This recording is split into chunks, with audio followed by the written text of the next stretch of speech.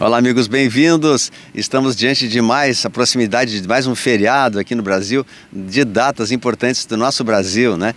Um pouco da história do Brasil que foi deturpada, foi trocada, e a gente está trazendo aqui para o canal as verdades, de fato, do verdadeiro Brasil, da verdadeira terra prometida que é o Brasil, especialmente agora nesse feriado de 21 de abril. Nós queremos trazer algumas verdades que já foram postadas aqui no canal em 2019, e esse vídeo está ali registrado para vocês verem, então, e nós trouxemos uma reedição desse vídeo, que está muito bem feito, uma pesquisa muito séria que nós estivemos desde a época do descobrimento do Brasil, quem de fato descobriu o Brasil e tal, toda a história que não foi contada pela ciência oficial. Aliás, toda a ciência oficial aos poucos vai caindo e ela não conseguirá se manter de pé, né? E através de estudos paralelos a gente está trazendo a verdade daquilo que deveríamos saber, especialmente sobre o descobrimento do Brasil, que é o motivo, né, dessa série de 2 vídeos que nós vamos lançar. Essa é a parte 1, primeira parte, e depois em seguida tem a segunda parte. Então vocês assistam com detalhes, que é muito importante para o seu autoconhecimento, tá? Então, produção, larga o vídeo aí sobre o Brasil, a terra prometida. É o nosso continente amado, ele foi preparado já desde de épocas imemoriais para que recebesse aqui as almas de luz para esse ciclo, essa conclusão desse ciclo planetário que estamos agora vivendo. Então o Brasil é de fato um país muito especial. Então o Brasil é luz para o mundo. O Brasil é o país escolhido para ser o berço aqui. O Brasil e especialmente toda a América, né? Toda a América, desde da América do Norte até a América do Sul. Porque depois eu vou explicar ao longo do trabalho aqui por que isso. Então nós temos como os nossos mestres, nosso amado Jesus, também temos nosso Saint Germain, que está trabalhando intensamente para que a nossa nação se torne uma nação de luz, né? Saint Germain, inclusive, teve um ditado que ele deu em Porto Alegre em 1996, através da Elizabeth Clare Prophet, eu estava presente, inclusive. Ele falou do destino do Brasil para as próximas gerações. O Brasil é um país, de fato, muito importante para isso. Então, o Saint Germain falou que aqui iria começar o berço de ouro, a era de ouro para toda a humanidade. E as pessoas que estão aqui hoje são os semeadores dessa era de ouro que vai começar assim que cada um de nós se modificar. E essa era de ouro não é uma coisa externa, né? Uma coisa assim que vai vir do lado de fora. Ela pode começar no nosso coração, ela começa dentro de cada um de nós. Então, se eu me transformo, você se transforma, o vizinho se transforma, e assim vai no efeito cascata, todos vão se transformando, nós vamos criando uma egrégora suficiente para implantar aqui no mundo, no Brasil, o começo de um berço de uma nova era que a gente está prestes a conhecer. Então, faça-se a luz no Brasil, até o símbolo da era de Aquário, né? Símbolo de Saint Germain, faça-se a luz no Brasil. Aí tem uma foto também uma espada de limpeza, limpando todas as negatividades, tudo que precisa ser limpado no Brasil. Então, essa foto é inclusive uma boa visualização para que a gente visualize o Brasil, ele cercado por luz, pelos anjos, por todos os seres angélicos, para limpar todas as trevas e começar aqui uma era de ordem, de progresso, né? Que haja luz no Brasil. Que justamente aqui nós tivemos visitas muito especiais em eras passadas, desde a época da Palestina, dos hebreus, porque aqui já estava planejado de aqui haver o país com as maiores riquezas minerais do planeta. Aqui no Brasil existem as maiores riquezas minerais do planeta, para que a nação que encontrasse esses tesouros naturais, né, se tornasse a nação do futuro. Isso a gente está prestes a conseguir, né? Então o Brasil é a pátria do Evangelho, é o celeiro da humanidade, o celeiro do mundo. É um estudo sobre esse livro, a antiga história do Brasil e Fenícios no Brasil, que é um livro que já muito conhecido, sobre essa história do Brasil, das antigas civilizações do Brasil. Então vamos voltar lá para o momento da Palestina, os hebreus, vamos voltar para aqueles locais, vamos imaginar agora, desde aquela época, né, há 2000 e poucos anos atrás, quando a escravidão dos hebreus no Egito, né, os povos hebreus que tinham sido escravizados, tem uma história que antecede essa dos hebreus ainda, que eu vou contar um dia se se tiver condições, né? Essa história desde Abraão até os hebreus começou lá na Atlântida, né? Mas aqui a gente está falando dos hebreus, digamos, do Egito para frente, né? Nós vamos fazer um retrospecto desde lá da escravidão do Egito até aqui nossos dias. Então a gente sabe que houve a escravidão dos hebreus, teve a vinda de Moisés também, que libertou os hebreus do Egito, levou os hebreus para o deserto para caminhar durante 40 anos, né? Existe uma explicação por que eles ficaram 40 anos, porque eles precisavam purificar o karma que eles tinham atingido já desde muito tempo, né? Isso é uma outra história, desde lá da Atlântida. E o povo hebreu então já veio lá da Atlântida, eles caíram lá na Atlântida e foram depois reencarnaram como escravos ali para que eles pudessem resgatar essa sua história. Aí os hebreus continuaram idolatrando ídolos falsos, como por exemplo o bezerro de ouro. Há um racha do seu povo e uma boa parte desse povo, né, caiu novamente, e a outra parte então se manteve fiel às leis de Deus. Então esse bezerro de ouro é o simbolismo que ainda hoje ele existe dentro de cada um de nós, né? É o idolatrar as coisas que não são da alma, né? Idolatrar o Maia, o prazer, os bens só do mundo, e esquecer que a nossa alma precisa buscar a Deus. Então, enfim, o povo hebreu contraiu um certo karma ali por ter idolatrado o bezerro de ouro. E buscaram, então, encontraram a terra prometida de Canaã, através de Josué e tal. Canaã, ali na Palestina, então eles foram para lá, se instalaram e ficaram ali um certo tempo, mas novamente eles tiveram muitos desafios, muitas lutas, muitas guerras. E, novamente eles idolatraram deuses pagãos, o deus Baal, que era um deus que existia naquela época ali, um deus que não era verdadeiro deus, era um falso deus. Na verdade, a gente diria que é como se fosse hoje idolatrar a Lúcifer, as trevas ou coisa parecida, né?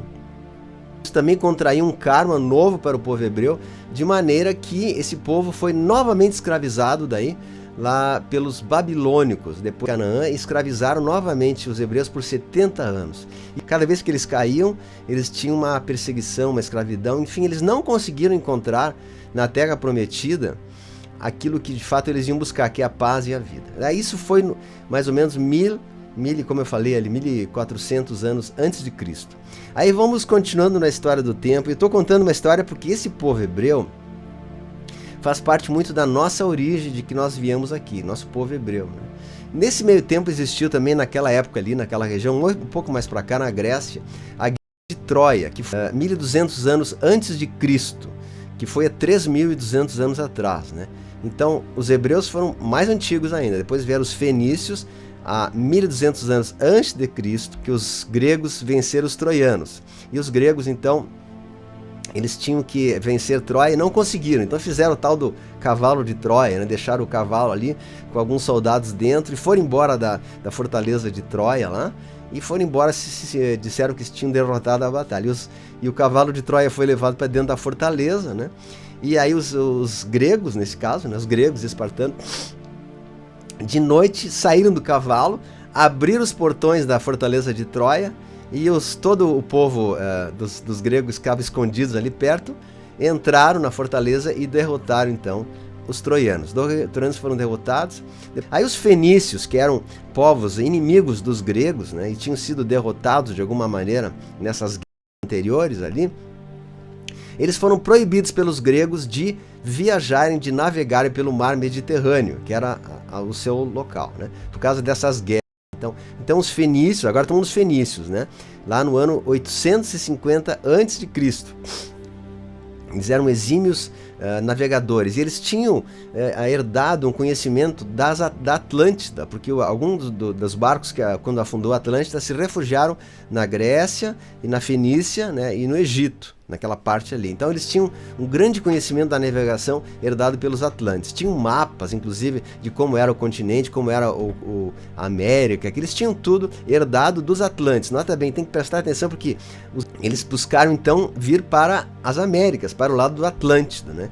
Que como eles tinham navios muito poderosos, então eles conseguiram a navegação para o lado leste aqui da América do Sul e da América do Norte.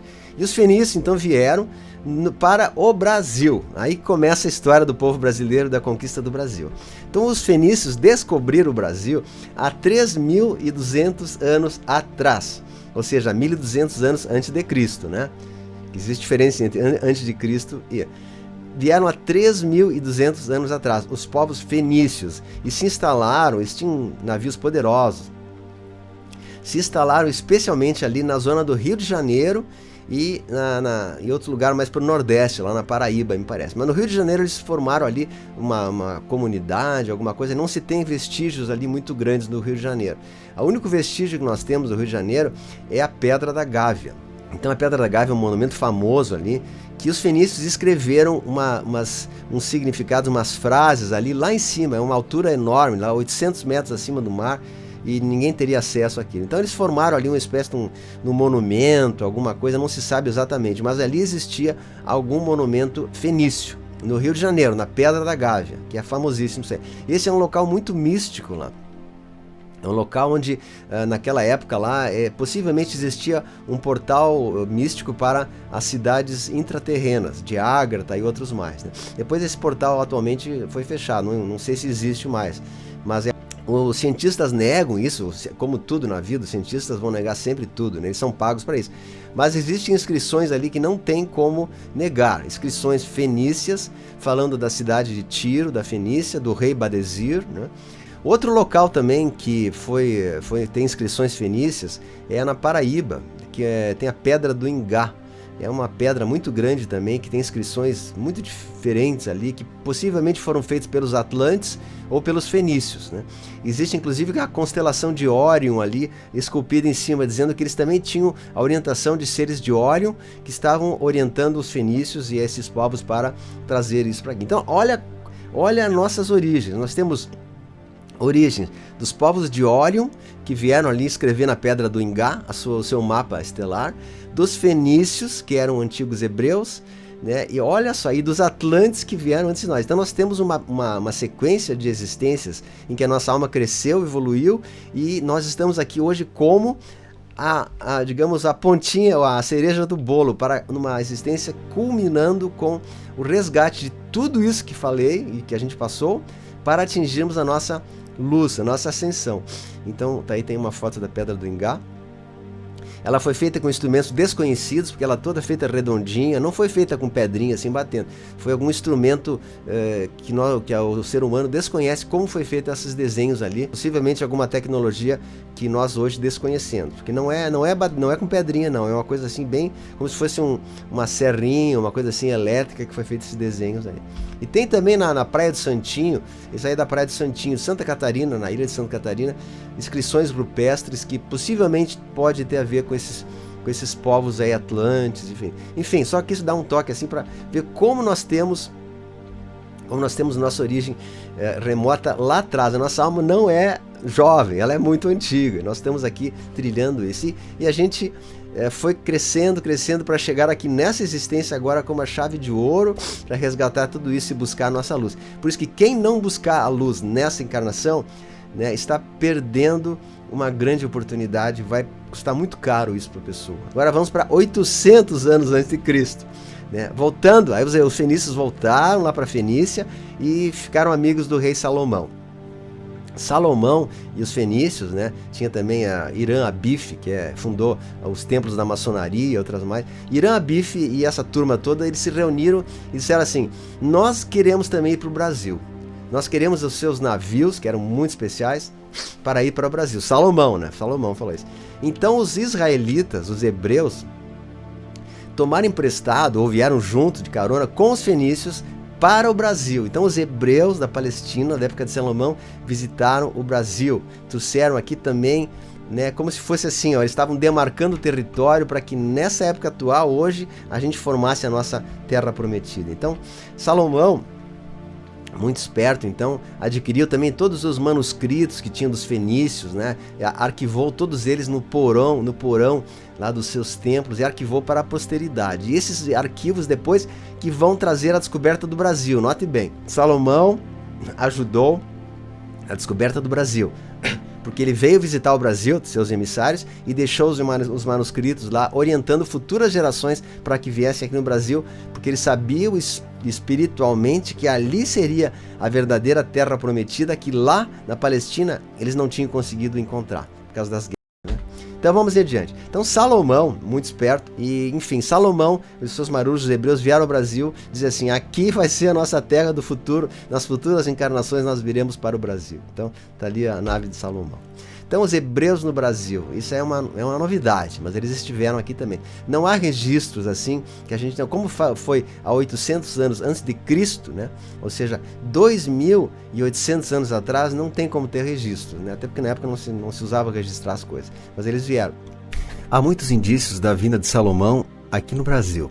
Foi encontrado no Templo de Salomão e Davi madeira pau-brasil, que só existia no Brasil, ou seja, aí já provaria que eles estiveram no Brasil visitando para buscar essas madeiras e outras riquezas também.